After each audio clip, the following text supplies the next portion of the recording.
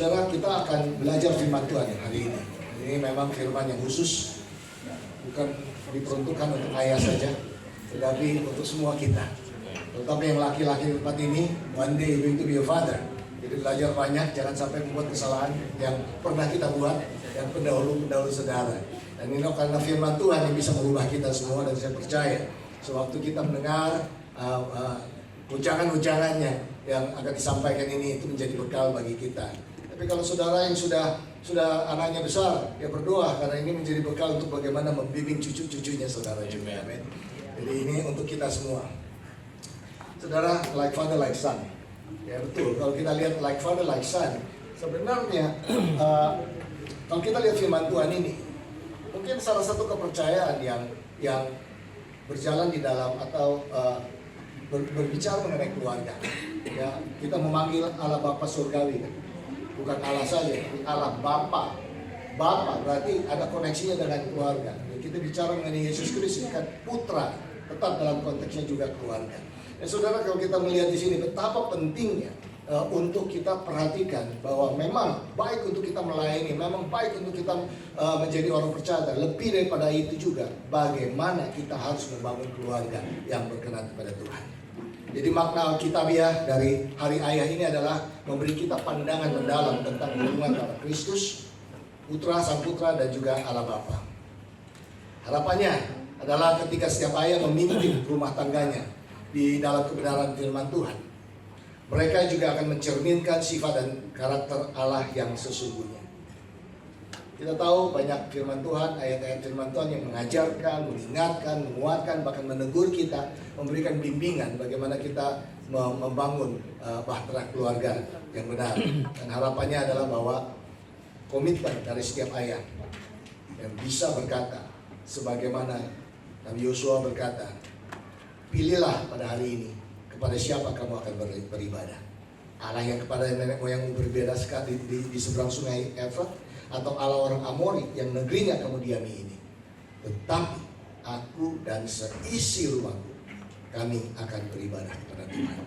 Ini juga menjadi ayat favorite saya, bahwa apapun yang terjadi, kita percaya dan terus kita imani. And as for me, we will serve the Lord. Amin. Nah, peran seorang ayah antara lain, ini secara umum saudara ya, penasehat, pengembang emosional, pemberi pengaruh identitas, motivator, mendukung keluarga. Nah, pada kenyataannya saudara, hari ibu itu sepertinya lebih penting. Ya, bahkan di Indonesia terlebih penting karena 2 kali. Satu internasional yang kita rayakan kapan? Bulan lalu, bulan Mei, dan 1 kali lagi di bulan Desember, Hari Kartini. Nah, tapi bicara mengenai Hari Ayah hampir tidak akan benar. Tapi kita bisa melihat dalam konteks firman Tuhan betapa pentingnya peran seorang ayah. Ya, kalau ayahnya benar, maka keluarganya akan benar, maka rakyat akan benar, gereja akan benar, semua akan benar. Tapi problemnya tidak seperti itu kenyataannya ya. Bahkan kalau kita bisa melihat image daripada seorang ayah itu dikaburkan. Bahkan film-film kartun, coba perhatikan ya. Kita perhatikan mulai sejak kecil peran daripada seorang itu, apakah itu seorang lelucon, ya is a jokes, ya tidak berbicara, tidak wibawa, tapi lebih terkesan itu seperti orang yang diremehkan. Why? Kita belajar bahwa dalam firman Tuhan peperangan kita bukan darah dan daging, tetapi spiritual warfare, peperangan rohani. Karena apa yang akan dilakukan oleh si musuh ini agar gambaran yang benar tentang figur Bapa di surga itu dikaburkan. Jadi tidak ada figur Bapa. Itu tujuannya. Tujuan apa? Supaya menjauhkan kita dari rencana Allah yang sempurna. Nah, saya percaya pada pagi hari ini kita akan dibukakan mata kita, terutama para sang ayah di sini, untuk mengambil tanggung jawab yang sesuai dengan firman Tuhan. Dan saya percaya, saya imani bahwa ini akan terjadi restorasi mulai dari rumah Tuhan. Bagaimana supaya kita itu bisa dipakai oleh Tuhan secara luar biasa sebagai satu keluarga. Amin. Nah, Amsal berkata, peran dari seorang ayah dikatakan ini, Amsal 17:6. Mahkota orang-orang tua adalah anak cucu dan kehormatan anak-anak yang nenek moyang. Dan juga di Amsal 23 ayat 24, ayah seorang yang benar akan bersorak-sorak, yang memperanakan orang-orang yang bijak akan bersuka cita karena dia. Di mana kita bisa mendapatkan pengajaran yang benar tentang peran ayah kalau bukan di rumah Tuhan? Amin. Saudara, kita bersyukur dalam rumah Tuhan ini kita peduli sekali pada bagaimana kita membangun keluarga. Dan ini juga salah satu nilai daripada Every Nation di seluruh dunia. Every Nation Churches, gereja Every Nation, salah satu nilai pilar utama daripada pelayanan kita. Ada 5. Saya ulangi untuk bagi saudara yang belum tahu, tapi yang sudah tahu di sini para pemuritan yang sedang dilakukan. Kita harus mengingatkan 5 nilai ini. Yang pertama itu ketuhanan Yesus Kristus. Kita mengajarkan ketuhanan Yesus Kristus. Kita mengajarkan bagaimana untuk penginjilan. Salah satu pilarnya adalah pemuritan, kepemimpinan, dan yang terakhir adalah keluarga. Tidak mungkin kita mengorbankan keluarga kita demi pelayanan. Itu terus kita akan pastikan terjadi. Kita tahu kalau prioritasnya benar, maka hidupnya pasti lebih teratur. Nah, kita Pansel juga menasihat para ayah atau orang tua bagaimana untuk mendidik anak-anak. Firman Tuhan berkata di Amsal 22 ayat 6, didiklah orang muda menurut jalan yang patut baginya, maka pada masa tuanya pun ia tidak akan menyimpang dari jalan itu. Kenapa begitu banyak masalah-masalah sekarang kita lihat di dunia ini? Macam-macam. Anak-anak yang tidak jelas orang tuanya, mereka terlibat di dalam seks bebas, mereka masuk di dalam kecanduan narkoba dan sebagainya. Why? Ya, sudah pasti kita harus lihat bagaimana membangun keluarga dari awalnya. For some reason pasti ada yang missing, pasti ada sesuatu yang tidak dilakukan sehingga ini bisa terjadi. Ini akibatnya, ya, tidak tiba-tiba. Nah, saya lihat di sini ada beberapa hal yang baik untuk kita pelajari.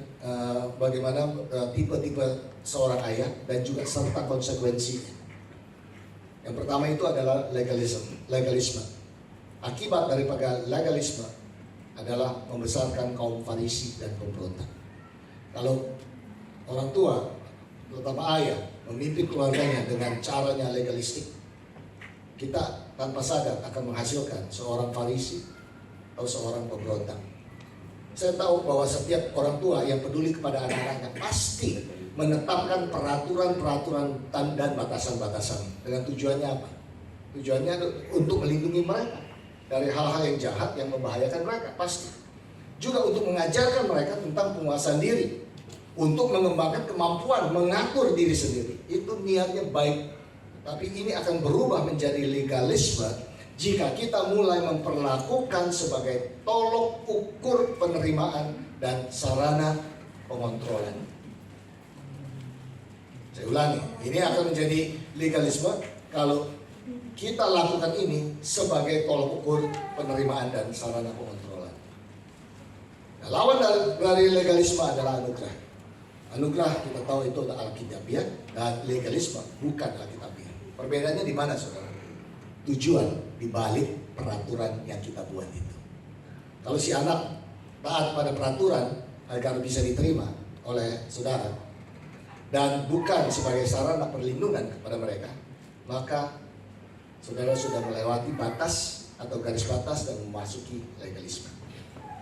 Nah, kalau peraturan dibuat untuk mengendalikan perilaku lahiriah daripada mengajarkan pengaturan diri secara batinnya, kita sudah masuk di dalam legalisme. Apa akibat daripada legalisme? Menghasilkan seorang Farisi. Maksudnya apa? Si anak akan terlihat baik-baik saja di luar. Bahkan juga sering juga membuat orang tuanya terlihat baik. Namun di balik itu ada keangkuhan, tidak aman, dan suka menghakimi. Yang kedua, akibatnya adalah menghasilkan seorang pemberontak. Nah, ketika si anak berulang kali gagal memenuhi standar orang tuanya, mereka kan putuskan bahwa tidak ada gunanya berusaha mendapatkan penerimaan orang tuanya. Apa yang terjadi? Dan dengan sengaja mereka akan melanggar sebanyak mungkin peraturan demi kepuasan dirinya. Kita bisa melihat ini faktanya dalam kehidupan dan ini terjadi. Nah, kedua kondisi ini sama-sama mematikan. Nah, dalam kasus si Farisi, si anak akan beranggapan bahwa cara satu-satunya untuk mendapatkan penerimaan ayah dan pada akhirnya penerimaan Allah adalah dengan berusaha sekeras mungkin dengan segala cara. Yang kedua, dalam kasus si pemberontak, si anak pada akhirnya memutuskan bahwa memiliki hubungan dengan ayah, pada akhirnya memiliki hubungan dengan Tuhan, itu tidak ada gunanya. Ini hasil yang kita lihat pada saat ini. Kenapa bisa begini? Ini jawabannya, saudara. Kalau kita bisa melihat, ya, kita tahu bahwa dalam mendidik anak bukan dengan cara militer. Militer harus begitu, karena itu harus ada aturan. Tidak mempertanyakan otoritas, itu militer. Tapi tidak bisa diterapkan di dalam membangun keluarga yang ilahi. Harus menjalin hubungan. Ya. Bagaimana terhindar dari legisme? Pertama, pewahyuan yang mendalam akan Injil. Pahami bahwa hubungan kita dengan Allah bukanlah berdasarkan perbuatan baik kita, melainkan berdasarkan korban penebusan Kristus. Prinsip yang pertama harus kita ketahui itu. Tuhan menerima kita bukan karena apa yang kita lakukan untuk Dia, tetapi apa yang Dia lakukan untuk kita. Nah, hubungan kita tidak berdasarkan komitmen kita kepada Dia, tetapi berdasarkan komitmennya kepada kita. Kita harus mengerti, kita harus pahami. Inilah pengertian tentang Injil ini. Ya. Dan yang kedua, bagaimana kita bisa terhindar dari legalisme adalah jangan sakiti hati anak-anak. Firman Tuhan mengingatkan kepada kita di Efesus 6 ayat 4. Dan kamu bapak-bapak, janganlah bangkitkan amarah di dalam hati anak-anakmu, tetapi didiklah mereka di dalam ajaran dan nasihat Tuhan. Saya memberikan catatan penting di sini. Katakan begini, pendekatan legalistik yang menekankan pada kepatuhan pada otoritas daripada hubungan akan membuat si anak itu menjadi pahit atau tawar hati. Dan itu akan mempengaruhi cara mereka berhubungan dengan Bapa Surgawi. Nah, yang ketiga, bagaimana kita bisa terhindar daripada legalisme adalah mengasihi dan menerima anak tanpa mempertimbangkan kinerjanya. Ini seringkali orang tua jatuh di sini. Pasti sebagai orang tua, siapa yang gak bangga kalau anaknya berhasil, betul? Ya, pasti kita akan merayakan keberhasilan mereka, mungkin di bidang olahraga, di dalam musik atau di sekolah dapat ranking. Kita merayakan itu. Tetapi kita juga harus bisa mengungkapkan kasih dan penerimaan kita kalau mereka gagal. Nah, anak nggak bodoh, saudara. Begitu mereka melihat orang tuanya kecewa, mereka tahu body language-nya berbicara. Ya, tapi kalau kita mengatakannya it's okay nak, kalau kita bisa mengatakan it's okay nak, tetapi wajah kita, cara penyampaian kita itu kekecewaan, mereka tahu itu. Jadi kita harus tulus mengajar kepada mereka, it's okay juga, bukan prestasi yang terpenting, bahwa you have done your best, itu yang terpenting. Have you done your best di dalam melakukan itu? Kalau sudah dan itu hasilnya seperti itu, no problem.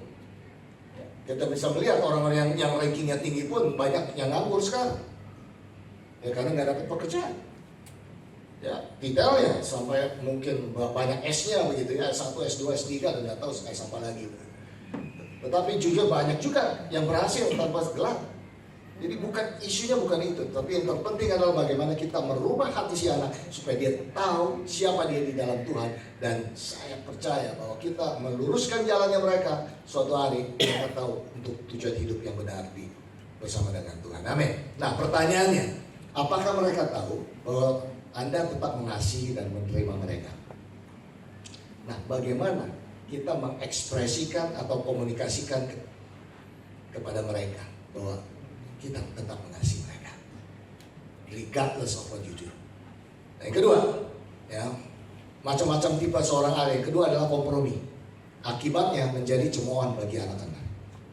Menjadi cemoohan bagi anak-anak. Ini contoh yang paling nyata di Alkitab adalah kehidupan Lot, Nabi Lot. Ya, tahu Kejadian 19 ayat 14. Apa yang terjadi? Allah mengutus malaikat untuk memperingatkan Lot tentang kebinasaan yang akan menimpa kota Sodom dan Gomora. Waktunya sangat singkat dan Lot segera menyampaikan kepada keluarganya, termasuk juga kedua calon menantunya. Tapi apa yang dikatakan firman Tuhan? Ia dipandang sebagai orang yang berolok-olok oleh calon mantunya itu. Bayangkan saudara ya, Lot menyampaikan pesan yang menyangkut hidup dan mati kepada keluarganya, dan mereka mentertawakan dia.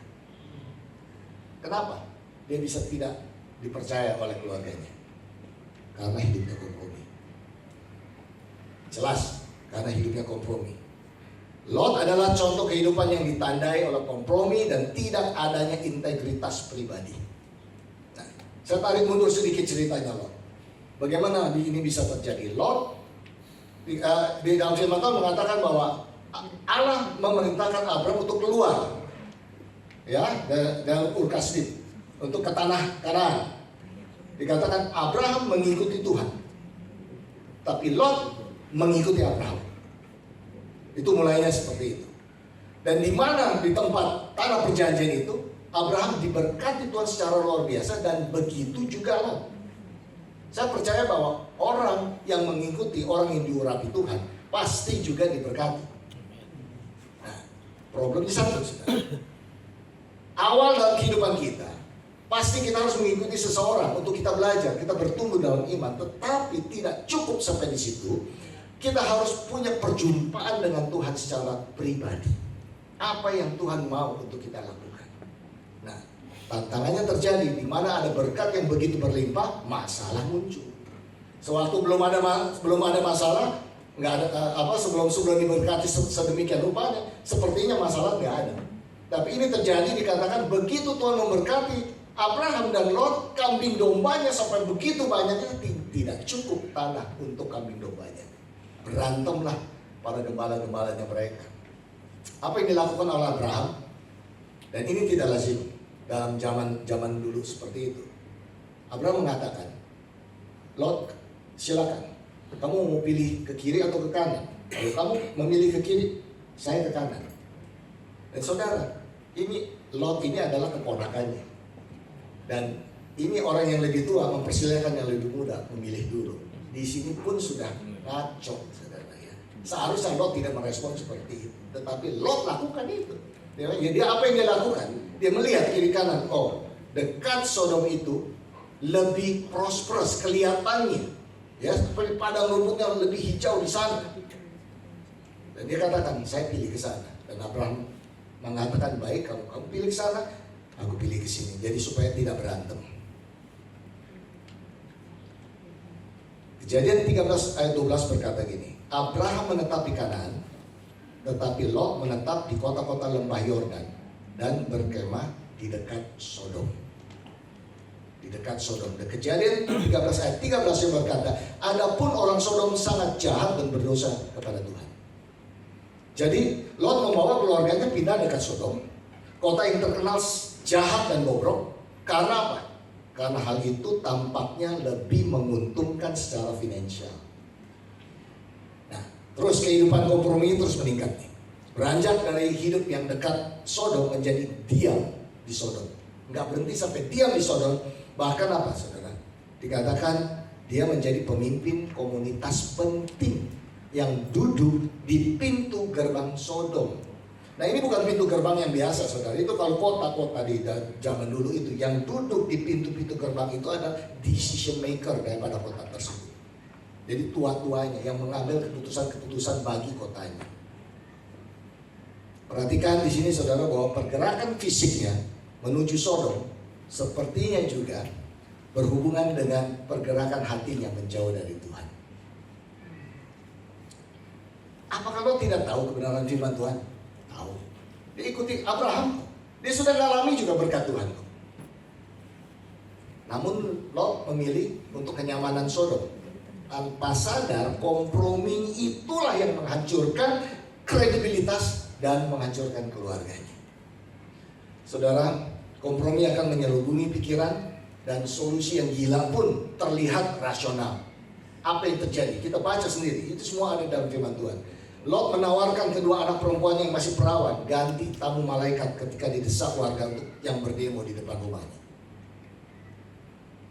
Di sini sudah kita bisa melihat baik Lot maupun calon menantunya tidak saling menghargai.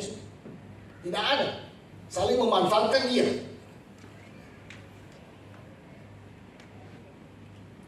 Tidak jarang di balik kompromi ada keinginan picik untuk dihormati oleh orang lain. Nah, sekalipun itu menghancurkan keluarganya. Nah, lebih buruknya saudara, ini kalau kita perhatikan di sini ya, kalau kita tidak konsisten dengan karakter kita, itu akan menyebabkan anak-anak kita beranggapan bahwa Allah itu juga tidak konsisten, tidak dapat percaya. Bagaimana untuk kita membuat pengaruh kepada anak kita? Bagaimana untuk supaya kita tidak terhindar dari kompromi? Yang pertama, jadikan Yesus sebagai Tuhan. Jadikan Yesus sebagai Tuhan, terus maksudnya apa? Itu ada semua dalam firman Tuhan. Pelajari firman Tuhan. Tuhan Yesus menghargai keluarga. Kita juga harus menghargai keluarga. Kedua, dapatkan mentor ya, atau rekan yang bisa jadi teladan mengasuh anak yang lebih baik daripada kita. Nah, pada kenyataannya kita sekolah itu banyak, ada kelasnya kan. Dari TK, SD, SMP, SMA sampai kuliah, semua ada kelasnya. Ada nggak kelas bagaimana untuk mendidik anak? Ada nggak kelas bagaimana untuk membangun keluarga yang baik? Nggak ada. Nggak ada yang proper, nggak ada yang resmi itu. Oleh karena itu, penting untuk kita belajar, terus mau belajar, mempunyai kerendahan hati untuk belajar dari orang lain, belajar dari teman-teman kita yang sudah mendahului kita, atau bahkan yang sudah punya pengalaman-pengalaman sehingga kita tidak mengulangi kesalahannya mereka. Nah, saudara, sebagai seorang mentor bukan orang yang hanya bersimpati kepada keadaan kita, tapi ada seorang yang bisa berbicara, masuk ke dalaman hati kita, bahkan menegur kita kalau kita berbuat salah, atau menunjukkan area-area kompromi sebelum itu menghancurkan keluarga kita. Amin. Saudara belajar sesuatu di sini, ini daging semua nih saya bagikan saudara ya. Ini nggak ada di kelas manapun juga, ini kelas khusus yang hari ini untuk saudara. Yang ketiga, pilih kasih. Itu tipe ayah pilih kasih mengakibatkan anak saling membenci. Memperlakukan satu anak berbeda dengan lainnya akan membuat hubungan mereka retak, saudara. Nah, mungkin kita tidak sadar hal ini, tapi itu keluar dari mulut kita kalau mengatakan kamu kakak, kamu harus lebih mengalah kepada adik kamu. Kita sudah membuat ini celah untuk mereka saling membenci. Atau kamu pintar karena kamu anak papa. Nah, terus berantem lagi sama istrinya. Iya, kamu sih anak mama, nggak sepintar kakaknya. Tanpa kita sadari, kita sudah masuk dalam belas kasih, pilih kasih. Dan itu sangat bahaya. Mereka tahu ketika kita mendisiplinkan secara tidak adil. Mereka akan memperhatikan ketika apakah kita berhati kepada kakaknya atau pada adiknya. Mereka tahu. Di mana contoh Alkitabnya, saudara? Ceritanya adalah di Ishak. Ishak ini lebih sayang kepada Esau karena Esau suka memburu. Sedangkan Ribka istrinya lebih sayang kepada Yakub adiknya. Ribka membujuk Ayub untuk mencuri hak sulung kakaknya. Dan kedua saudaranya itu pun bermusuhan sampai sekian dekade. Itu saya baca sendiri di Kejadian 25 sampai Kejadian 27. Nah, ini akibatnya saudara. Ribka pun tidak melihat Yakub lagi sejak anaknya tinggal bersama Laban karena harus lari, mau dibunuh sama kakaknya. Sejak itu anak kesayangannya pun hilang. Dia tidak ketemu lagi sampai Ribka mati. Itu akibatnya sangat serius. Nah, hukum tabur tuai terjadi juga dalam kehidupan Yakub. Apa yang terjadi? Dia diperdaya sama pamannya si Laban itu. Ini bukan orang Batak saudara ya. Laban ini adalah saudaranya daripada ibunya. Dikerjain dia selama 7 tahun plus 7 tahun. Nanti saudara baca sendiri lah. Saya nggak banyak waktu untuk ini. Ya, dan gaya hidup tipu menipu itu terus berjalan selama hidupnya dia. Spirit pilih kasih menular ke generasi berikutnya. Yakub punya 12 anak laki-laki dan 1 anak perempuan. Tetapi dia lebih sayang kepada Yusuf dan Benjamin. Apa yang terjadi? Pilih kasih itu begitu menyolok sehingga ia memberi Yusuf jubah istimewa yang tidak diberikan kepada anak-anak lainnya. Kejadian 37 ayat 4 berkata, setelah dilihat oleh saudara-saudaranya bahwa ayahnya lebih mengasihi Yusuf dari semua saudaranya, maka bencilah mereka itu kepadanya dan tidak mau menyapanya dengan ramah. Kemudian kakak-kakaknya bersekongkol berusaha untuk membunuhnya dan pada akhirnya Yusuf dijual ke Mesir. sebagai budak. Mungkin kita tidak mengalami kejadian se-ekstrim ini, tapi sikap kasih akan membuat si anak bertanya-tanya, apakah dirinya kurang baik sehingga tidak layak mendapatkan kasih orang tuanya. Sikap seperti itu akan mengajarkan apa? Bahwa kasih dan penerimaan itu dapat diperoleh hanya jika mereka meraih prestasi yang orang tuanya anggap itu penting. Lebih buruk lagi, kita mengajarkan mereka untuk percaya bahwa Allah pun pilih kasih. Apakah Allah pilih kasih? Sama sekali tidak. Baca, nanti saudara catat aja Kisah Rasul 10 ayat 34, Galatia 2 ayat 6, Efesus 6 ayat 9, masih ada lagi. Ini saya cuma beberapa aja. Saudara belajar bagaimana menerapkan firman Tuhan itu, ya. Allah tidak pilih kasih, dan semestinya kita juga sebagai orang tua tidak pilih kasih. Nah, bagaimana kita terhindar dari pilih kasih? Pahami bahwa Allah tidak pilih kasih, itu yang pertama. Nah, tidak ada perbuatan kita yang membuat Tuhan bertambah atau berkurang kasihnya kepada kita. Kasihnya bukan berdasarkan kinerja kita, melainkan pada kebenaran Kristus. Yesus mati untuk orang yang berdosa, dan saudara dan saya. Sebelum kita mengenai Yesus, Yesus sudah mati bagi kita. Tidak ada pilih kasih. Tuhan tetap standarnya sama. Ketika saudara berbuat baik, ketika saudara berdosa, tetap kasih Tuhan tidak berubah. Dan begitu saudara melayani dari hari Minggu sampai hari Minggu lain melayani Tuhan, tetap tidak berubah. Dengan saudara mungkin lupa membaca firman Tuhan karena kesibukan. Kasihnya tidak berubah. Ya. Ketika Allah melihat kita, Dia melihat anaknya yang kepadanya Dia berkenan. Matius 3 ayat 17. Jadi cara Tuhan memandang kita begitu, bukan karena saudara lebih rohani, lebih kudus daripada yang lain. Bukan. Allah Bapa melihat anaknya yang tunggal itu loh, yang mati di kayu salib, Yesus Kristus itu, dan darahnya yang menyucikan kita semua orang berdosa. Itu yang melayakkan, dan itu mensahkan kita bisa dikasih oleh Tuhan Allah Bapa kita. Amin. Yang kedua, perlakukan setiap anak seadil mungkin. Saya tahu ini tantangan yang paling susah. Saya juga harus lewati itu, karena ayah pasti lebih suka satu anak daripada yang lain. Pada kenyataan memang begitu. Ibu lebih suka satu dengan yang lain karena preferensi ada. Karena kita manusia berdosa, tetapi kita harus melawan semua keinginan hati kita ini untuk hidup dengan benar. Amin. Gampang untuk saya ngomong, susah untuk dilaksanakan, saya tahu ini. Ya, tapi let's do it anyway, gitu ya. Nah, yang terakhir, macam tipe seorang ayah, kepasifan.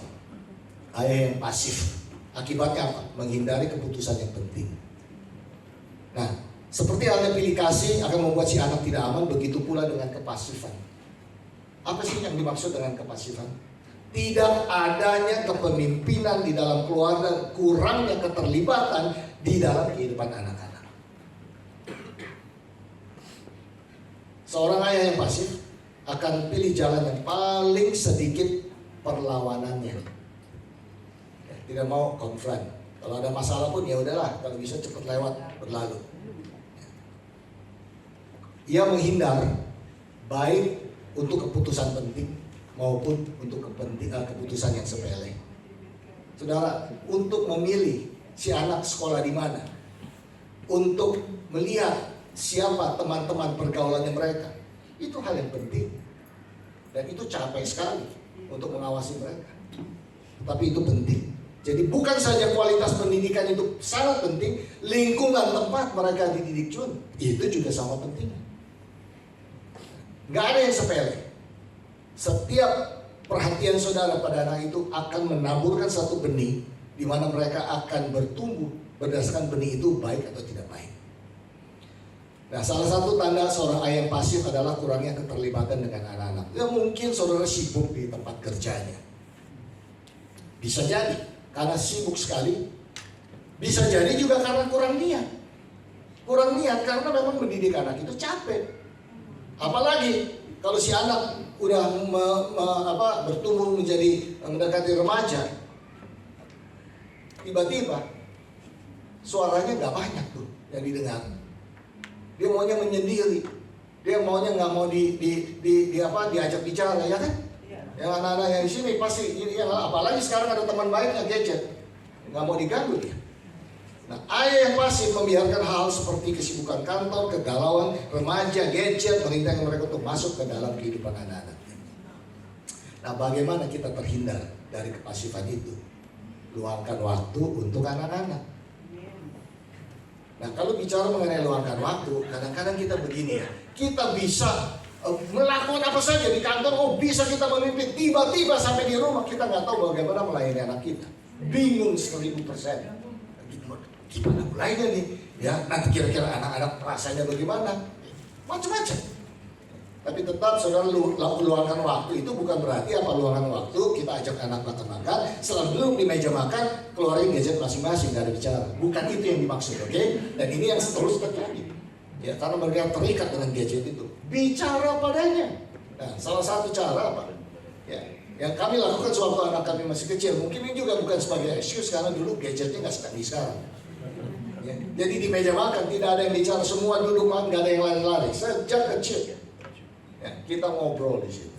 Ngobrol apa sesuatu yang nggak serius saja. Pokoknya kita enjoy one another, tertawa, ngomong apa saja yang kita bisa ngomong. Nothing serius, bukan counseling session.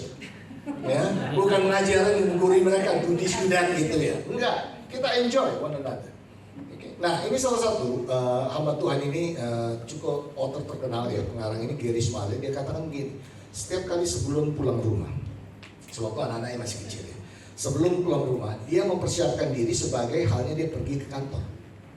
Kalau dia pergi ke kantor, dia mempersiapkan diri untuk masuk ke kantor, ready untuk for the day. Tapi seringkali yang terjadi apalah sekarang sudah capek pulang ke rumah, nggak ada lagi tenaga untuk melayani keluarganya. Dia katakan, make myself ready for 1 hour sebelum pulang, saya mempersiapkan apa yang saya mesti bagikan, apa yang saya mesti katakan, seperti halnya dia pergi ke kantor. Nah, ini sesuatu hal yang baik, praktikal. Ya. Nah,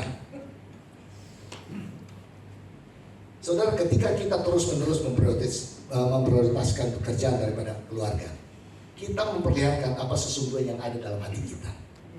Kita memperlihatkan apa yang paling berharga bagi kita. If you have no time, berarti apa? You have times for other things. Tergantung prioritasnya apa. Kalau kamu mengatakan saya tidak ada waktu untuk mendidik anak, berarti kamu ada waktu untuk melakukan hal yang lain selain mendidik anak. As simple as that. Gitu. Prioritasnya apa? What is your priority in life? Nah, saya baca ini satu artikel menarik, ini sedikit overtime. Ya, ini dari Barack Obama. Tahu kan semua, mantan Presiden Amerika. Siapa kira-kira bapak-bapak di sini yang sesibuk Presiden Amerika? Ada nggak? Ada? Nggak ada ya? Ini Presiden Amerika.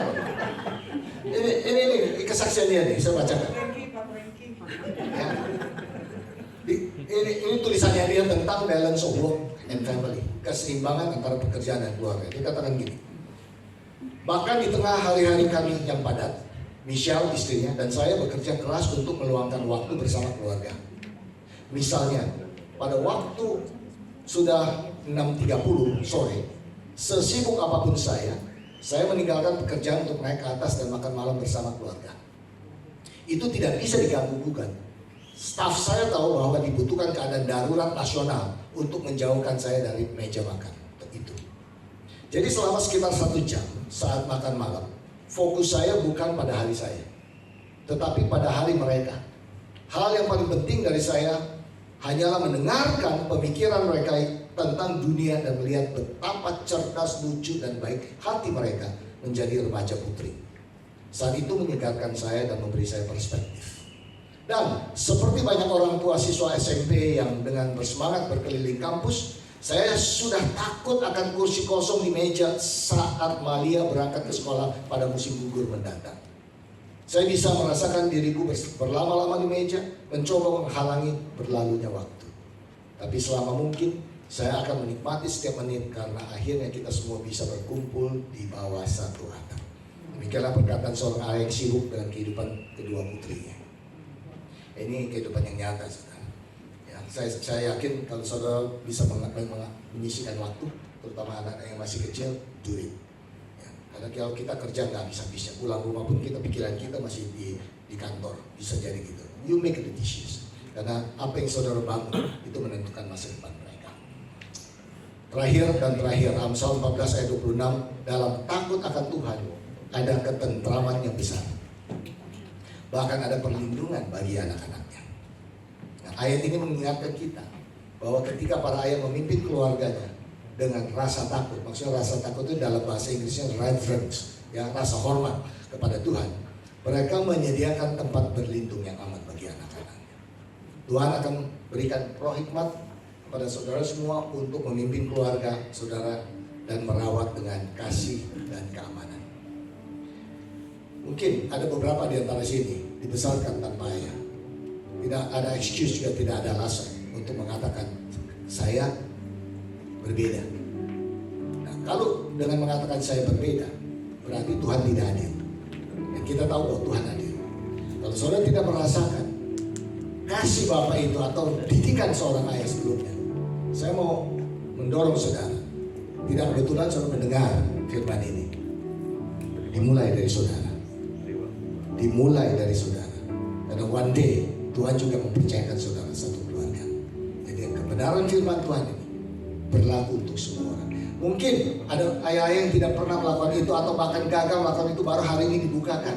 Tidak pernah terlambat bagi Tuhan. Yang penting adalah hati yang mau bertobat. Lakukan. Berubah kalau memang itu caranya salah. Apa yang berkenan pada Tuhan? Dan Tuhan akan menuntun saudara, akan melihat hari-hari yang baik di depan saudara. Maliaki 4 ayat 6 berkata, maka ia akan membuat hati bapak-bapak berbalik kepada anak-anaknya dan hati anak-anak kepada bapak-bapaknya, supaya jangan aku datang memukul bumi sehingga musnah. Tuhan merindukan keluarga yang dimana dia mau memberkati dan dia bisa memberkati secara berlimpah-limpah beyond your imagination, melebihi daripada apa yang saudara bisa bayangkan atau harapkan. Dan pada anak-anak di tempat ini ada pesan, hormati ayahmu dan ibumu supaya lanjut umurmu di tanah yang diberikan Tuhan Allahmu padamu, sesuai dengan Keluaran 20 ayat 12. Jadi apapun juga mungkin orang tua saudara menyakiti saudara, lepaskan pengampunan pada mereka dan release the forgiveness, karena hanya cara dengan demikian Tuhan bisa memberkati saudara. Amin. Mungkin ada yang jauh, orang tua yang jauh, ambil waktu. Ya ini hari ayah. Ya mungkin mereka nggak ngerti juga apa itu hari ayah. Saudara tahu ini hari ayah. Call them, telepon. Thank you Dad, terima kasih. Mungkin itu satu-satunya kali yang mereka baru pernah dengar dari anak. Lakukan, karena itu hal yang baik. Dan terus lakukan terus. Continue to build the righteousness of God in you.